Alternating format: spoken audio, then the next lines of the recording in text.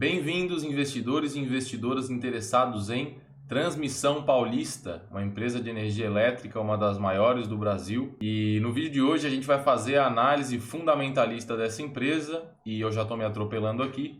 Para quem ainda não me conhece, muito prazer. O meu nome é Vitor Sena, eu sou analista CNPI e eu ensino as pessoas como investir com mais segurança e mais rentabilidade, principalmente nos mercados de ações e fundos imobiliários, beleza? Como eu já falei, hoje a gente vai ver a análise fundamentalista da Transmissão Paulista, vamos ver a evolução dos lucros, das dívidas e no final eu vou mostrar o que a galera mais gosta, né? Tanto aqui no meu canal quanto lá no meu Instagram, que é os indicadores fundamentalistas e vou explicar um pouco sobre eles, beleza?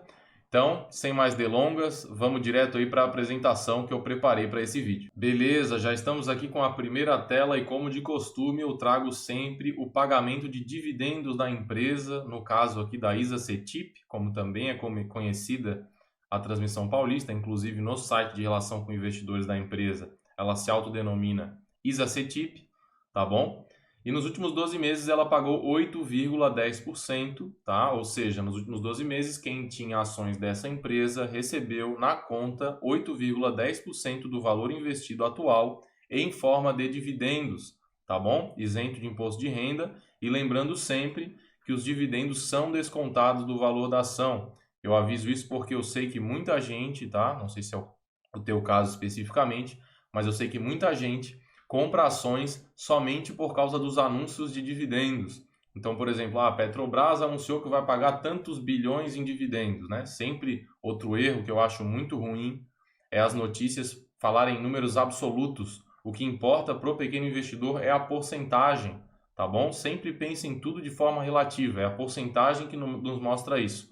A porcentagem e os indicadores fundamentalistas também quando se fala de preço, dívida e outras coisas. Não importa o valor absoluto, tudo tem que ser comparado ao valor de mercado, que é o preço que a gente paga, beleza? Mas, voltando aqui aos dividendos, então não compre empresas somente por causa do anúncio de dividendos, tá? Até porque esse valor é descontado do preço da ação. Então o que acontece? As pessoas ficam otimistas com o anúncio de grandes dividendos, compram, uma grande força compradora acaba gerando alta nos preços, então essas pessoas acabam pagando mais caro por causa daquele otimismo momentâneo por causa dos dividendos, e depois esses dividendos vão ser de qualquer forma descontados do valor da ação, tá bom? Então tu vai ter uma perda ali de rentabilidade caso tu queira vender logo em seguida. Então, reforçando até a filosofia aqui do canal, para comprar empresas tem que sempre pensar, lógico, comprar boas empresas por bons preços, mas sempre com visão de sócio e foco no longo prazo, beleza? E, logicamente, o dividend yield deriva dos lucros, a não ser que a empresa seja muito irresponsável, né? Ela não pode pagar mais dividendos do que ela tem de lucro, a não ser, né? Se ela só conseguiria fazer isso se pegasse dívida. Eu não acho interessante, eu não investiria numa empresa que pega dívida só para pagar dividendos, beleza? É a mesma coisa que uma pessoa pegar dívida para aproveitar a vida, digamos assim, né?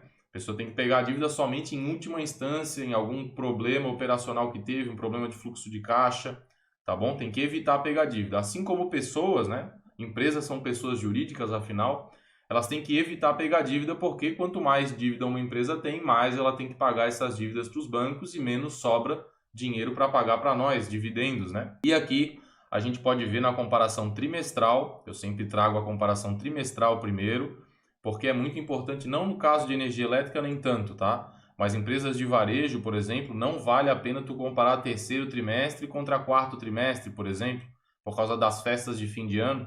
Quando tu compara trimestre com trimestre, o mesmo trimestre, tu evita erros de análise fundamentalista que derivam dessa sazonalidade, beleza?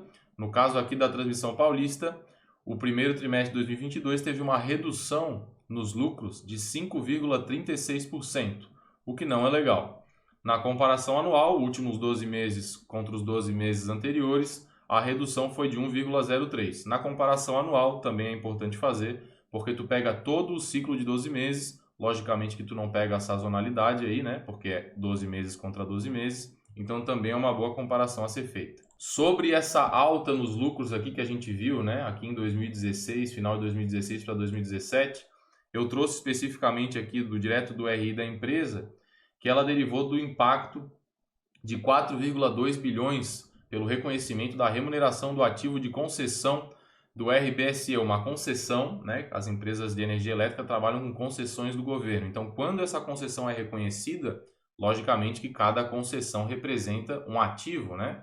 Um bem, é o principal bem que uma empresa tem, é poder aproveitar uma concessão e fornecer energia elétrica. No caso da Transmissão Paulista, transmitir energia elétrica, né? E aí, quando esses ativos são reconhecidos de uma hora para outra, apesar de o fluxo de caixa não ser naquele mesmo momento, né?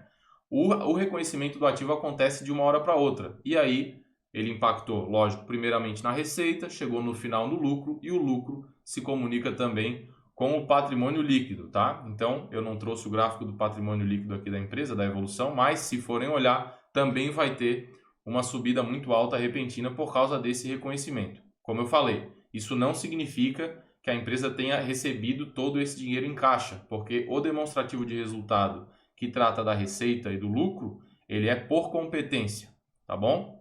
O caixa, logicamente, vai sendo gerado à medida que a empresa for fazendo as transmissões e recebendo o dinheiro que o governo deve para ela, tá bom? Por isso que eu gosto de empresas de energia elétrica também, é como se fosse um monopólio. A partir do momento que ela ganha a concessão, ela tem um período muito grande, normalmente 30 anos, às vezes até mais, para ficar fornecendo aquele serviço e recebendo com a margem ali bem certinha, sendo revisada a cada ano normalmente com base na inflação, tá bom? Além disso, as empresas de elétricas também costumam pagar dividendos melhores. Então, esses são alguns dos motivos que eu gosto de empresas de energia elétrica. Na comparação anual das receitas, aqui também está aquela alta no gráfico que eu mostrei para vocês, a empresa, apesar de ter reduzido os lucros, ela aumentou 4,92% na receita. Como que uma empresa aumenta a receita e cai o lucro? Aumentando os custos. A gente quer sempre o quê? Que a empresa aumente a receita e mantenha o aumento nos lucros, porque isso significa que ela está conseguindo manter os custos sob controle e, logicamente, se ela aumentar a receita e manter os lucros sob controle, dá mais lucro para nós acionistas, tá bom?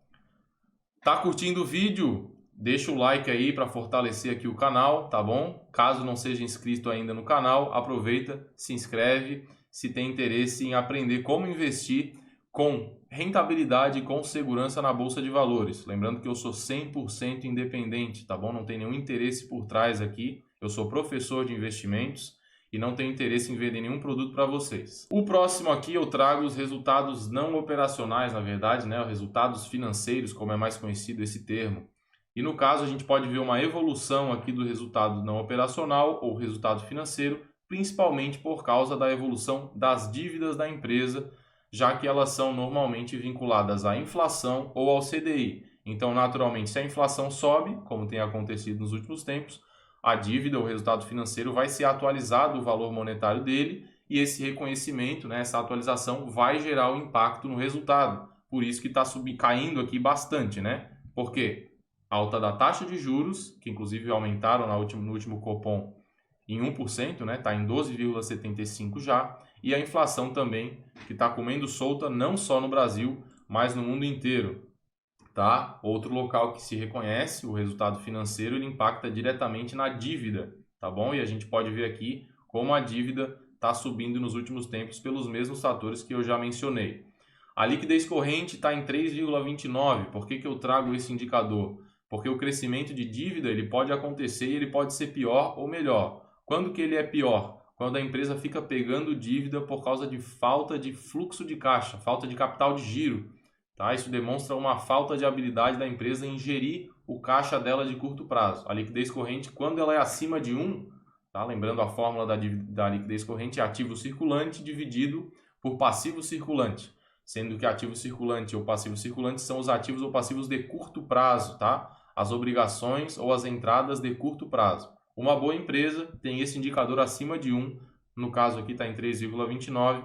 Essa evolução da dívida está ocorrendo principalmente pela atualização dos valores e não tanto pela má gestão do capital de giro. E no final, né, sempre trago aqui os indicadores fundamentalistas mais importantes que derivam dos dados da empresa, né? Eu trago aqui justamente para poder explicar para vocês. No caso, a Transmissão Paulista tem um valor de mercado de 15,9 bilhões, um patrimônio líquido de 14,9 e um lucro líquido nos últimos 12 meses de 2,9 bilhões, o que resultam nesses indicadores aqui de baixo. No caso, o preço por lucro em 5,33, ele deriva o quê? Do valor de mercado, 15,9. Se quiserem pegar uma calculadora aí na casa de vocês, dividir o 15,9 por 2,9, vocês vão chegar justamente nesse número aqui.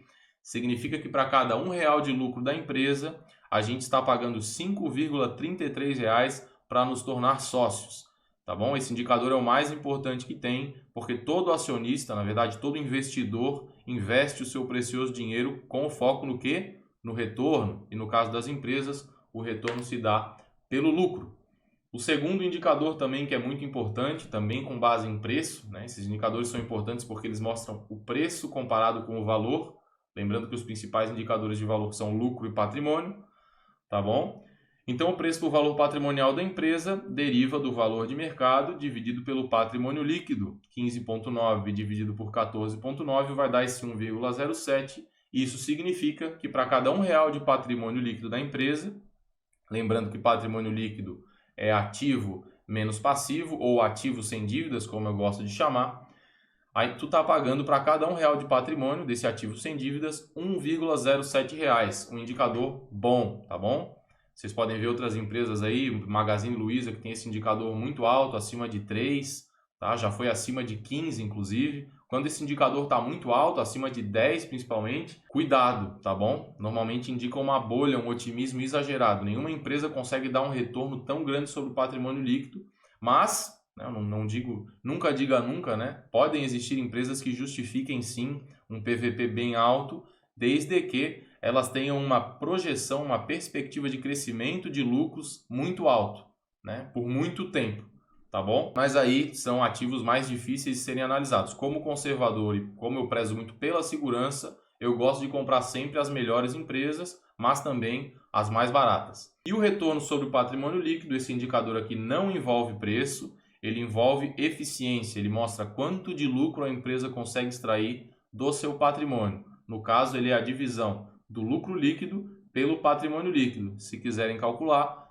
2,9 dividido por 14,9 vai chegar em mais ou menos 20% aí.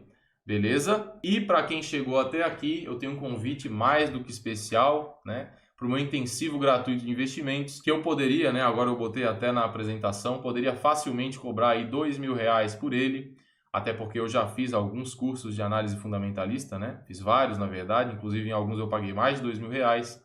E em nenhum deles eu vi tanto valor quanto eu entrego de graça lá na Semana Viver de Dividendos. Caso tenha interesse em aprender como investir com segurança em ações e fundos imobiliários principalmente, clica no link aqui na descrição do vídeo, tá bom? Lá tem tudo ali dentro do site, vai ter toda a explicação do que vai acontecer. Já programa o despertador para participar ao vivo, porque eu entrego ao vivo, tá bom? Quem tem dúvidas, eu resolvo tudo ao vivo, é como se fosse uma grande sala de aula mesmo, é muito massa. Enfim, fica o convite. Esse foi o vídeo de hoje aqui no canal, espero que tenham gostado. Se ainda não deixou o like, não se inscreveu, faça isso. Até a próxima, um abraço!